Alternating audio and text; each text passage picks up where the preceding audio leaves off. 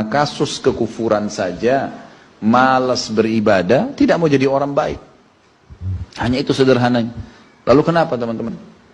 Apapun waswas syaitan yang mengatakan orang beriman itu susah, itu bohong semuanya. Demi Allah orang beriman itu bahagia, tenang. Bisa mendapatkan semua dunia. Allah janjikan. Tidak mungkin salah. Kita melihat orang-orang yang tinggal di Timur Tengah, Allah berikan kekayaan. Banyak orang di Indonesia juga, orang di Asia Tenggara yang memang beriman sama Allah banyak. Saya berjalan dengan orang-orang yang pergi umroh, pergi haji, banyak orang mampu. Banyak orang mampu dan mereka hidup bahagia, bisa. Ya. Jadi bukan berarti kalau kita lagi sulit kemudian kita menganggap oh ini berarti saya disiksa sama Allah atau memang hukuman, tidak. Antum harus berubah, kata Allah SWT, innallaha la yughayyiru ma biqaumin hatta yughayyiru ma bi anfusihim. Allah tidak akan mengubah nasib satu kaum sampai mereka mengubah nasibnya. Maksud daripada ayat ini adalah, kata sebagian ulama, kalau seseorang muslim dia memohon, merengek, mengadu sama Tuhannya dan meminta apapun sampai dia minta menjadi seorang raja dunia, akan dikabulkan oleh Allah. Asal dia mau mengubah dirinya. Lalu Allah akan bukakan kepadanya peluang-peluang untuk mencapai apa yang sedang dia minta itu. Dan Allah sebaliknya akan mencukupkan kebutuhan seorang hamba kalau dia mengatakan cukuplah saya begini. Misal ada orang bekerja, dia dikasih sama Allah gaji, dia dapat gaji 2 juta, dimudahkan dia diterima kerja seterusnya. Lalu dia mengatakan cukuplah seperti ini. Keluarga saya biayai 1,5 juta, sudah cukup, alhamdulillah. Udah, nggak masalah. Allah cukupkan dia dengan itu. Tapi kalau ada orang tamak dengan rahmat Allah, enggak, saya mau begini, saya mau begitu, saya mau berusaha, lalu merengek minta kepada Allah, Allah akan kasih, tapi prosesnya ada. Karena kita di dunia ada proses. Makanya Umar bin Abdul Aziz rahimahullah mengatakan, sungguh saya ini memiliki pribadi yang tumuh. Tumuh itu orang yang selalu antusias mendapatkan yang terbaik. Beliau waktu jadi masyarakat biasa, beliau minta kepada Allah agar menjadi gubernur Madinah. Dan beliau mengatakan, terus saya menggencot doa itu setiap malam, sampai Allah kabulkan saya jadi gubernur Madinah. Gitu kan? Kemudian setelah itu, saya memiliki antusias yang lebih besar untuk menjadi khalifah. Dan terus saya berdoa sampai Allah nobatkan jadi khalifah. Padahal Umar bin Abdul Aziz tidak bisa jadi khalifah pada saat itu kalau sesuai dengan jalur keturunan.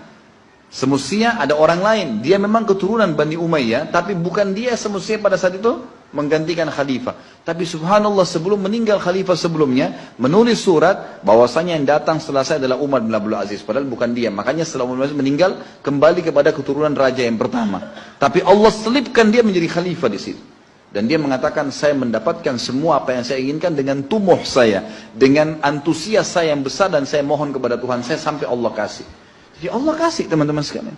Tapi bagaimana kedekatan antum kepada Allah subhanahu wa ta'ala? Bagaimana kita merengeknya dengan Allah? Bagaimana kita memohonnya dengan Allah? Tidak ada yang mustahil.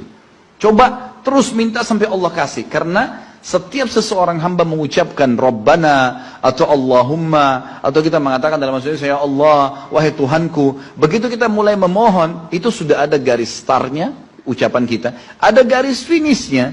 Tinggal antum sabar sampai garis finish enggak? Banyak orang berdoa baru pertengahan sudah berhenti dengan alasan Allah belum kasih. Allah mau lihat ini orang benar nggak, serius nggak.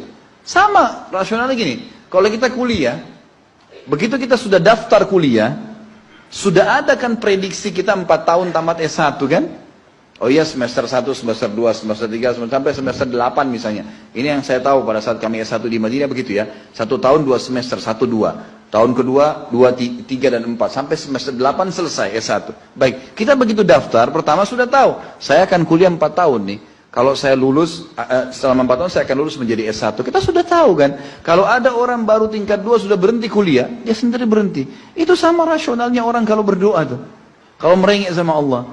Sabar sampai titik klimaksnya. Kita akan dapat ijazahnya, kita akan dapat apa yang kita inginkan. Gitu kan. Tapi kalau orang terburu-buru, tergesa-gesa, dia tidak dapat. Jadi selalu tamak terhadap rahmat Allah. Dan itu bagian daripada ibadah.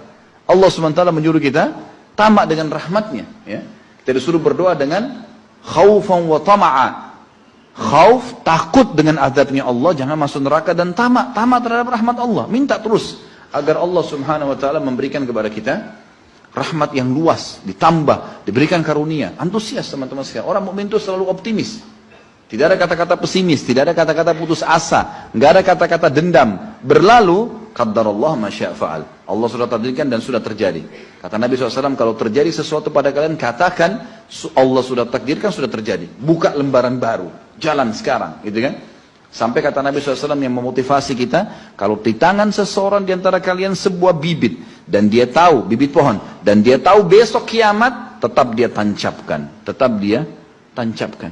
Sebagian ulama salaf dulu, mereka menanam pohon-pohon teman-teman sekalian, pohon-pohon yang umurnya lama, seperti kelapa, ya.